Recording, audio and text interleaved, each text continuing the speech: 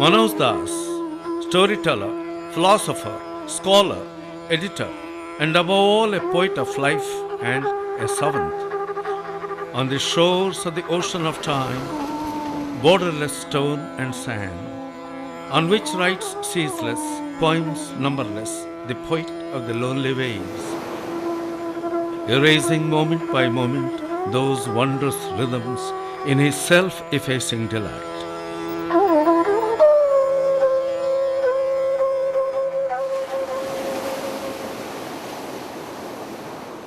Born on 27th February 1934 in a seashore village, Sankhari in Balesore district of Orissa, the boy grew up in a blessed environment under the influence of a compassionate yet stern father Madhusudan Das and a loving mother Kadambini Devi. Between his home and the sea spread acres of green fields and a vast grassy meadow studded with palm trees and charmingly marked by two natural lakes, one teeming with red and the other with white lotuses.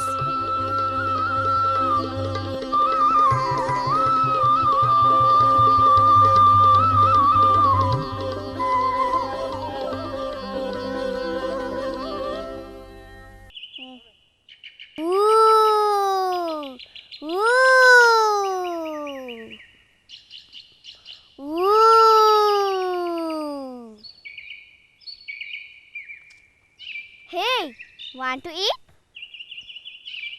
Take, there is more for you.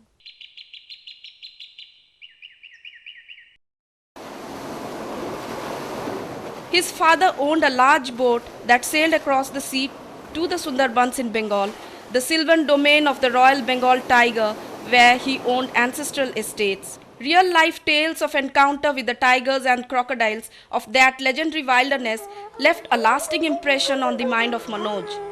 He had even the rare privilege to have a tiger cub for pet for a while. These probably explain the eminence of the tiger, sometimes as gross presence and sometimes figuratively, in several of his stories and his novel Godhulira Bagho, A Tiger at Twilight, and his novelette Chaturtha Bandhu, or The Fourth Friend. One dark night, a dreaded gang of dacoits swooped on his house. Then, yet another dark night when the atmosphere was filled with melancholy and smoke arising from the burning pyres of numerous victims of the epidemic, and the child Manoj was himself down with smallpox. A second gang struck his home. A smaller gang commissioned by the first to fulfill the one-point program of killing Manoj's mother. The one person who could have identified the jewelry recovered as well as the bandits, for they had talked to her and threatened her. Oh my child, let's pray to God.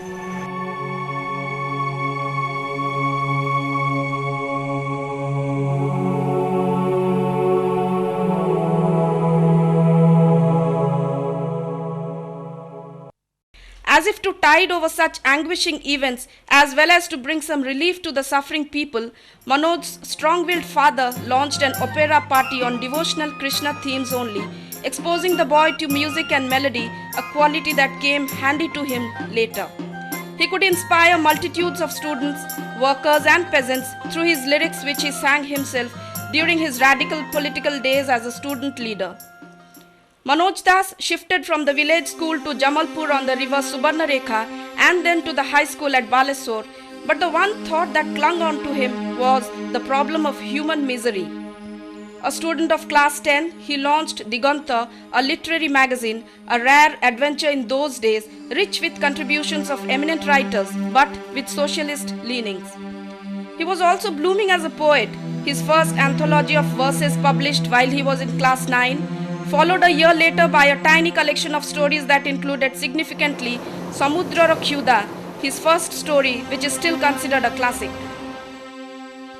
From the Fakir Mohan College at Balesore to Samanta Chandrasekhar College at Puri and then to Madhusudan Law College and Ravinsha College at Cuttack, his life ran on two parallel lines. Quest for justice and assertion of equality on one hand and spontaneous literary creativity on the other hand. But the nostalgia of his lotus lakes, the silence and solitude of the sand dunes of his coastal hamlet ran all through like a sweet, subtle strain in his memory. Manoj started his literary career as a poet, but slowly and steadily he moved into the other harmony of prose. From the poetry of the sea, mystic nature, and hard realities, he entered into the heart of suffering men. He was a firebrand orator in his college days, championing the ideals of socialism and practicing a carefree lifestyle. A sad insight, however, into human suffering and exploitation made him soul sick. Good evening, Professor Das. May I have the pleasure of asking a few questions of you, if you don't mind, please? Welcome, Professor Prafulla Kumar Mohanty. It will be a privilege to have a dialogue with you. You are welcome with your questions. Thank you, sir. From the remote village Sankhari to the towns and cities, literary creativity in two languages, and left-wing politics, what are the images of those days that still haunt you, sir? On the tin shed of a tea shop, a dying poster stung by the hurricane. One side of it is dangling like the wings of a wounded bird. On the body of this half moon in the sky, many a dark spot like 2 pies worth of spiced potato on a piece of bread. I hope your mind has been recorded. Sweet nostalgia, or rather dangerous nostalgia. Professor Das, when the youth of Orissa expected you to lead them with your vision and literary innovations, for it is admitted that you were one of the pioneers of the modern movement in Oriya literature, what really made you to sacrifice a blossoming future in Orissa and come away all the way to Pondicherry, sir? Well, I never thought it something like a sacrifice. Writing had always been with me as a natural means of my expression, just as I expressed my anguish or agony or demand before my mother. I used to express myself through my writing right from my childhood. So far as my coming over to Pondicherry is concerned, certain experiences in my childhood, paradoxical experiences you can say, of splendor, beauty, as well as of tragic aspects of life, they made me seek the answers to certain questions, basic questions. And that search, that seeking brought me to Pondicherry. And I do not believe that people of my friends in Orissa have missed me, because I am abundantly available to them through my writing. You are not a mere exponent of Sri Aurobindo's philosophy or his values of purposeful living. As reflected in your numerous writings, you have your own interpretation of events and ideas, but surely the influence of Sri Aurobindo has been a benign inspiration for you. Could you elaborate, please? Of course, you are absolutely correct. You see, I believe that every writer is an optimist basically. Even when he is writing the most pessimistic stuff, he would not care to write unless somewhere deep within himself he had the faith that people are reading him, listening to him. Well, different writers have their different sources of inspiration and different sources of optimism. The moment I came to know of Sri Aurobindo, the moment I was acquainted with his vision of human life, man is an evolving being. There is a further stage yet to evolve. There is a divine future for man. I found in him the spirit of optimism at its best. Hence, I am here in Pondicherry. You have written more than 300 short stories, novels, travelogues, essays, editorials, and regular personal columns in major English and Oriya newspapers. There is no nuance of life which you have not enriched through your writing. But in your stories, starting from Samudra Kyudha through Lakshmar Avishar, Apafruta Topira Rahasya, Magna Upatyaka, Jannharatira Setu, the Avalokara series, and Dumrava Diganta Sir, your creative spirit seems to exude an unfailing Indian fragrance, even in stories written in folk or fairy tale form, both in Oriya and English, as well as your celebrated novel Amrutaphala. You present moods, minds, and culture essentially Indian but symbolically universal and human. Your comments, please. Well, Professor, I believe you have caught the right spirit of my writing. I believe there are certain universal human traits to whichever continent or subcontinent people may belong. They are equal so far as their basic passions of life are concerned. Negatively, their greed, their lust, their ambition, envy, vengeance, and positively their aspiration for knowledge of God, light, freedom, bliss, and immortality. Since times immemorial, they go strong. Once one has realized them, one also realizes that nature enjoys variety, and in different localities, in different domains, different geographical domains, through the ages, different cultures give vent to these basic emotions and passions in different ways.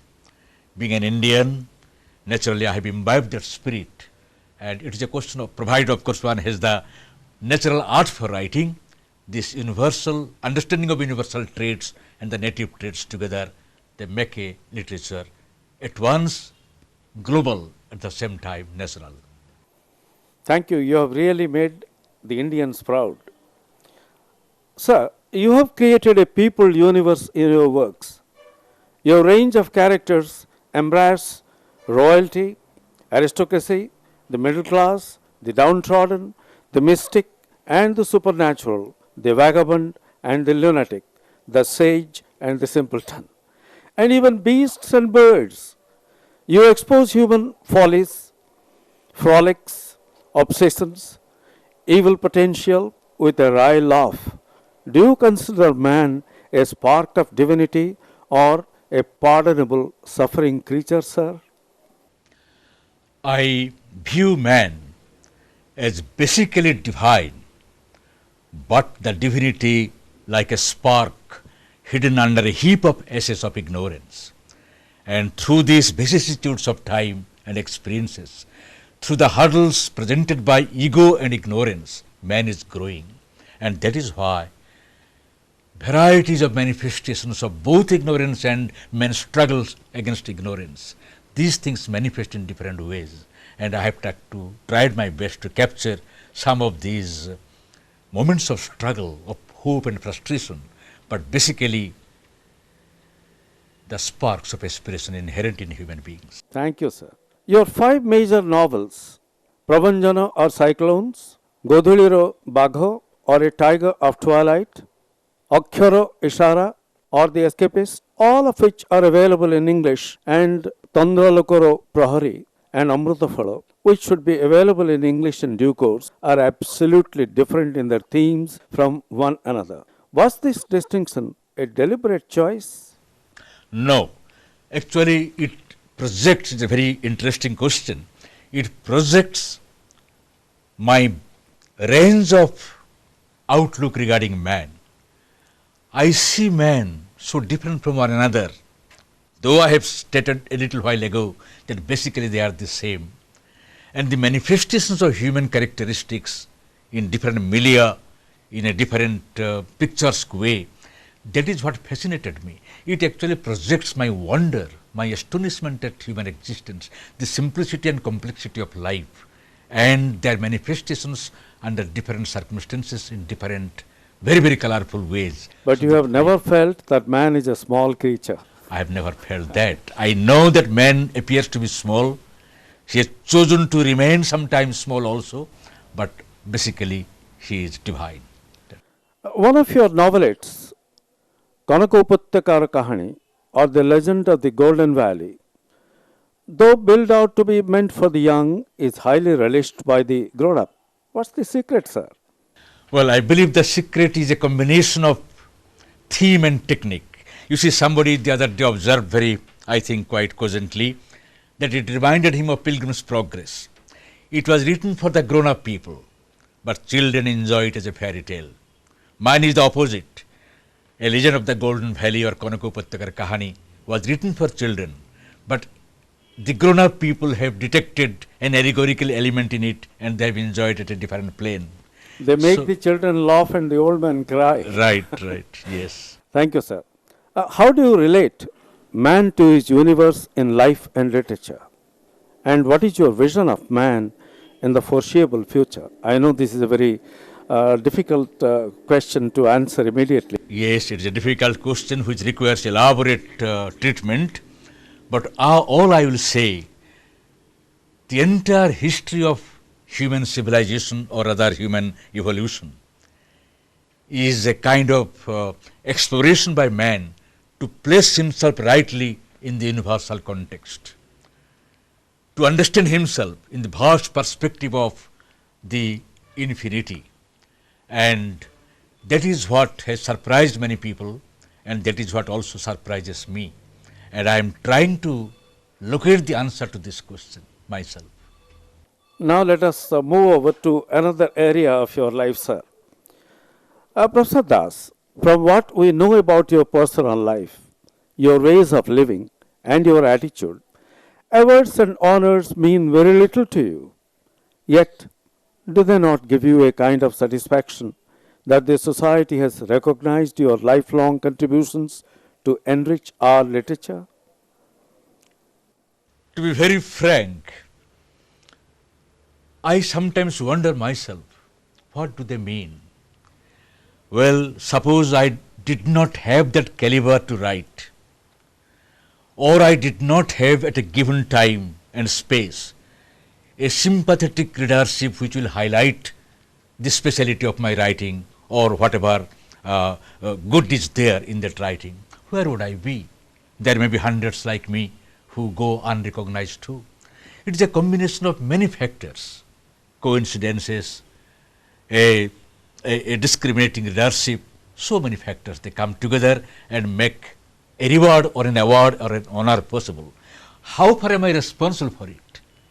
I am not probably entirely responsible for it.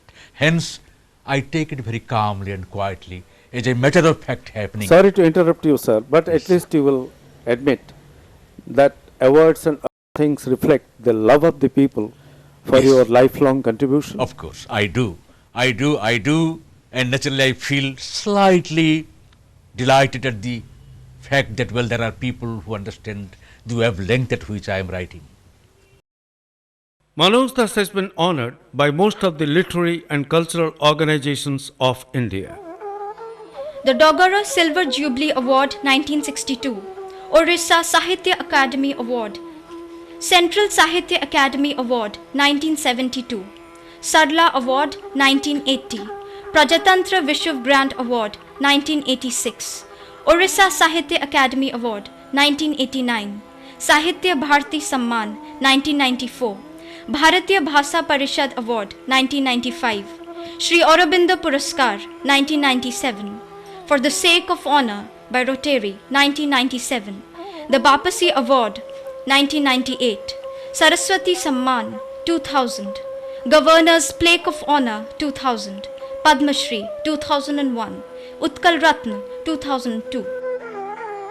Finally, the National Fellowship for Literary Immortals was conferred on Manoj Das on 25th of January 2007 at Bhubaneswar.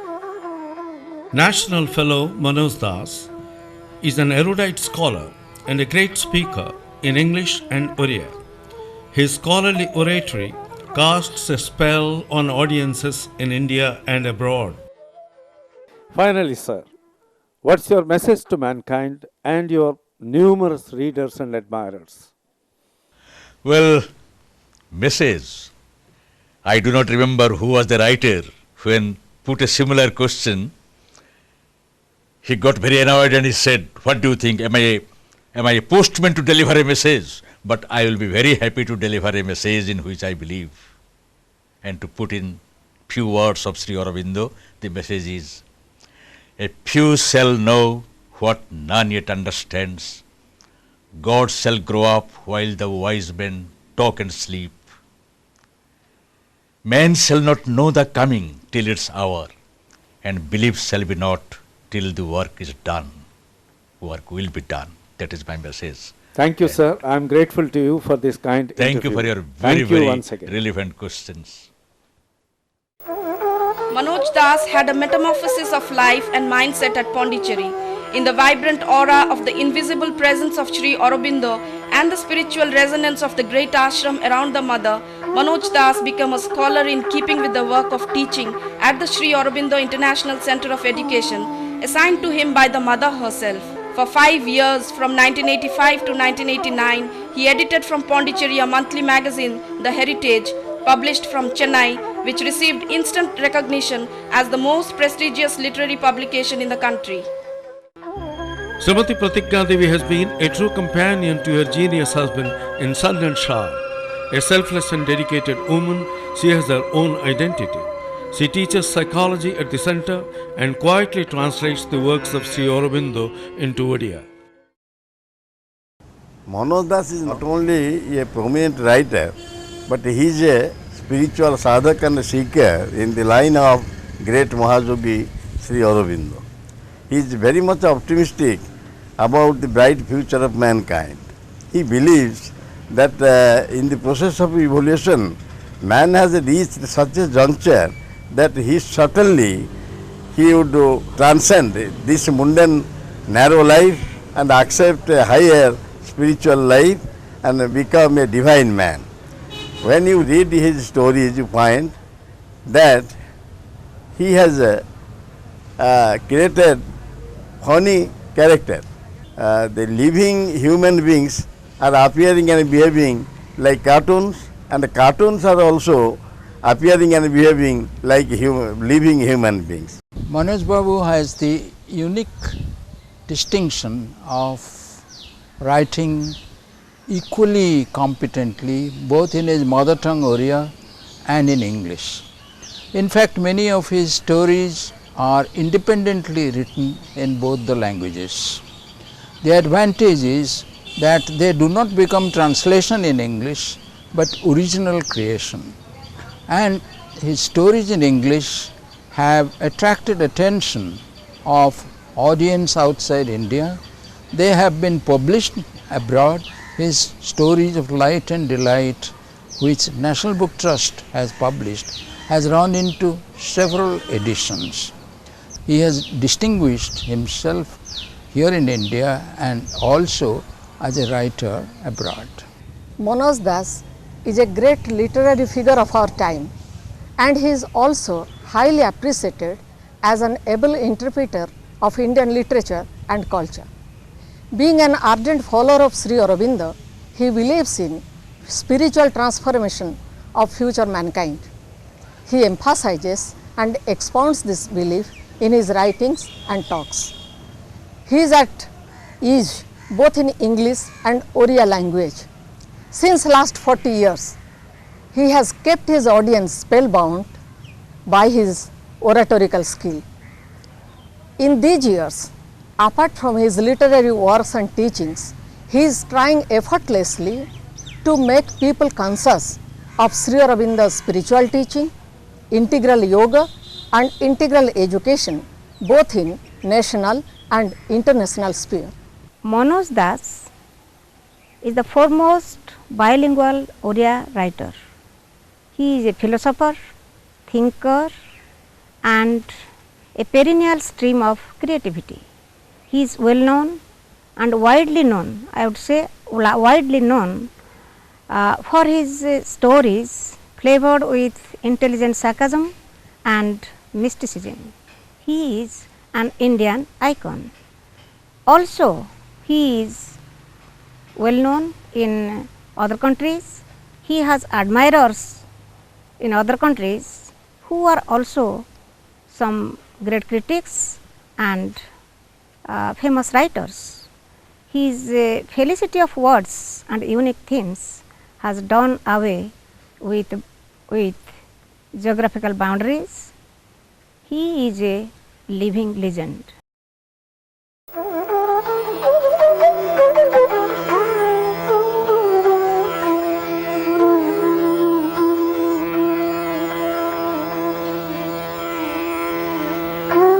This is Professor Manoj Das, writer, scholar, mystic, philosopher, and teacher.